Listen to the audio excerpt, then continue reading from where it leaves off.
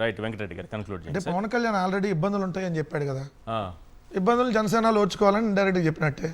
శాశ్వతంగా అధికారంలోకి రానే ఉన్నాను. శాశ్వతం కాదండి. ఇప్పుడు పవన్ కళ్యాణ్ ఏం శాశ్వత చెప్పాడు? అంటే నేను ఒకటి చెప్తాను, పవన్ వ్యక్తి కళ్యాణ్ శాశ్వతం కాదు, ఎవరు శాశ్వతం కాదు, ఒకవేళ అధికారం కూడా శాశ్వతం కాదు. ఎందుకంటే మేమే శాశ్వతంగా ఉంటాం ఆయన అనుకుంటున్నారేమో, అది కూడా శాశ్వతం కాదు. ఎప్పటికీ ఒకే పార్టీ ఉండడం అనేది శాశ్వతం కాదు.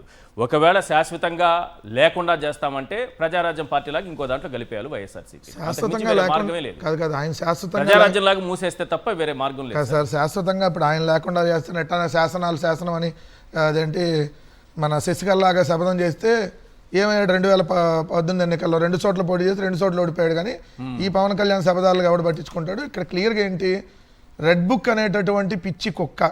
నేను నారా లోకేష్ గారిని అంటల్లా, ఆయన చేతిలో ఉన్న రెడ్ బుక్ అంటా ఉన్నా, మళ్ళీ మార్క్ మై వర్డ్స్, ఆ పిచ్చి కుక్క ఎటు పడితే అటు వెళ్ళిపోతుంది. ఎందుకు? మనం పిచ్చోడి చేతిలో రాయి ఉంటుంది, ఆ రాయి పిచ్చోడు ఎటు ఇస్తుంటాడో తెలియదు. ఇప్పుడు రెడ్ బుక్ అనేది ఒకరోజు జర్నలిస్టుల మీద కొలుతారు, ఓ రోజు వైఎస్ఆర్ కాంగ్రెస్ పార్టీ సోషల్ మీడియా యాక్టివిస్టుల మీద కొలుతారు, ఇంకో రోజు వైఎస్ఆర్ కాంగ్రెస్ పార్టీ నాయకుల మీద కొలుతారు, ఓ రోజు ఉద్యోగస్తుల మీద కొలుతున్నారు, ఓ రోజు ఐఏఎస్లు, ఇంకో రోజు ఐపీఎస్లు. ఇప్పుడు జనసేన వాళ్ళ వంతు వచ్చింది. జనసేన వాళ్ళ మీదకి వాళ్ళు వదిలారు. ఆయన అన్నాడు యోగి ఆదిత్యనాథ్ ట్రీట్మెంట్ అన్నాడు కదా, ఇప్పుడు జనసేనకి ఇచ్చారు యోగి ఆదిత్యనాథ్ ట్రీట్మెంట్. ఇప్పుడు దీనికి ఏం సమాధానం చెబుతాడు? నీవు నేర్పిన విద్య నిర్దాక్ష అన్నట్టుగా నువ్వే చెప్పన్నావు, నువ్వే వాళ్ళ మీద ఈ ట్రీట్మెంట్ ఇవ్వాలంటే నీ వాళ్ళకి ఇచ్చారు ఫస్ట్. అది రెండో అంశం వచ్చేటప్పటికి ఇక్కడ క్లియర్గా ఈ రెడ్ బుక్ అనేది తెలుగుదేశం వాళ్ళ కూడా వదిలారు, తెలుగుదేశం వాళ్ళు కూడా వేధిస్తుంది. దానికి ఎగ్జాంపుల్ నవంబర్ 26వ తారీఖు 2025 మీరు ఆంధ్రజ్యోతి పత్రికలు చూస్తే డైరెక్ట్గా లోకేష్ దగ్గరికి వెళ్ళి ఆళ్లగడ్డ తెలుగుదేశం వాళ్ళు కంప్లైంట్ ఇచ్చారు.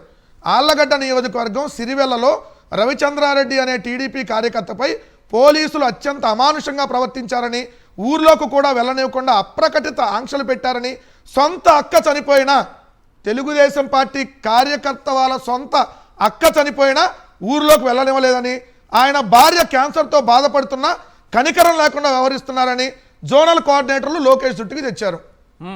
అంటే ఈ రెడ్ బుక్ అనే పిచ్చి కుక్క తెలుగుదేశం వాళ్ళు కూడా కరుస్తుంది. ఇది ఎవరి మీద పడితే వాళ్ళకి ఇది అసలు తీసుకురాకూడదు. ఇది డైరెక్ట్ గా మీరు ఆంధ్రజ్యోతి టీడీపీ ప్రధాన కార్యాలయంలో అర్జీలకు లోకేష్ అభివాదం అర్జీదారులు కానీ దాంట్లో మీరు నవంబర్ 25 ఆంధ్రజ్యోతిలో వచ్చింది చూడండి.